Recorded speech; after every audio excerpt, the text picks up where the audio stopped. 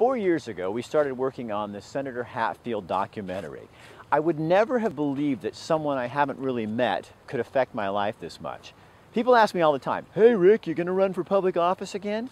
But every time I did an interview for the Hatfield Project, I have to admit, I'd get that bug again.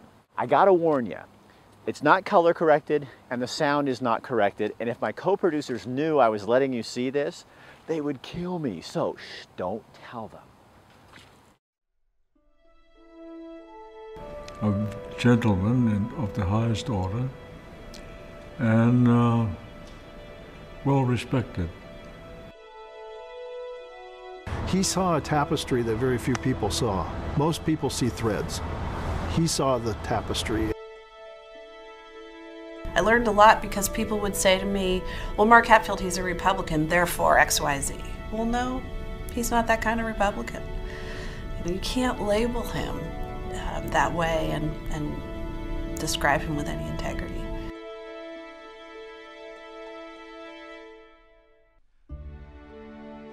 So the irony of this is that the atomic bomb may have saved his life, and then seeing what the effect of the atomic bomb was on people caused him to devote much of his life to the elimination, if possible, of these weapons from the face of the earth.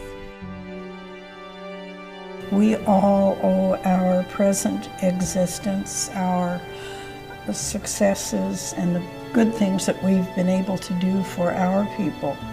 We all owe that to the efforts of the Senator. You cannot make a deity out of somebody. That's wrong. And I think the folks realize that he had some shortcomings too. Like, he was a human being, like everybody else. And I remember going into the meeting, and Mark was sitting in a chair kind of in the middle of the room, and no other senator was sitting around him. And I went and I sat next to him, and by and large we were able to convince the group we're not going to start taking people's chairmanships away because of one vote. But afterwards Mark thanked me a lot. He said that was one time when he really felt lonely. But the way he survived the tough times, where he clearly turned to his faith and depended on it completely, are the times when we really got that. I think what is perfectly evident is you don't have a person who hedged and trimmed throughout his career and was courageous at isolated moments. You have a courageous person throughout a career who, at very specific moments, demonstrated that courage in very vivid ways.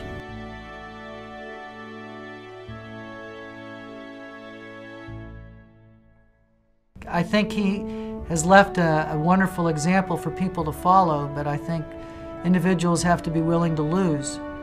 And so many just want to get reelected so badly. Mark Hatfield was ready to lose. I mean, he didn't want to lose, but he was willing to lose if it meant going down over what he stood for. And I worry that there won't be another one. It's hard to imagine that there could be. I don't know how you'll see another Mark Hatfield, but I hope so.